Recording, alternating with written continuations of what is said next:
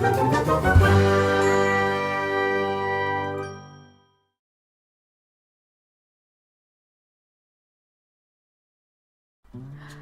everyone, today I'm painting a watercolor rose on a greeting card. I love painting with watercolors, but for me it's the hardest medium.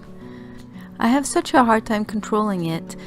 I know what I have in mind and I rarely get the result that I want. But I do enjoy painting and practicing and doing my best every time I use watercolors. And my favorite subject with those paints are flowers. So here I am painting a rose.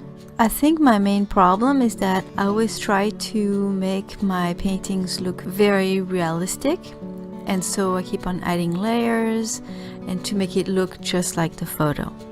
And while this works with all the other mediums that I use, it doesn't always work with watercolor because I tend to overwork them. And unless I use very good quality paper, then sometimes I'm not very happy with the result. And again, depending on the quality of the paper, sometimes I can fix some things that I don't like. But with watercolors, there's only so much I can fix. The paper might end up torn if I remove too much colors.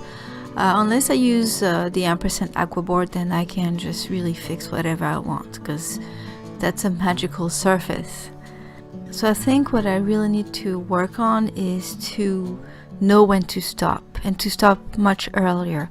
Even if it's not as detailed as I want the painting to be, usually it looks pretty nice and soft, and when I add more layers, sometimes I end up ruining the painting.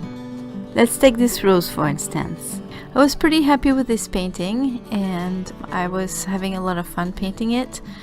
But I overdid it. I painted too much, and in the end I kind of liked it, but I was not very thrilled with it.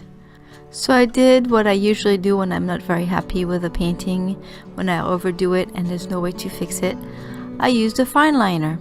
I ended up outlining the whole flower, and I also added some hatches in the shadow areas.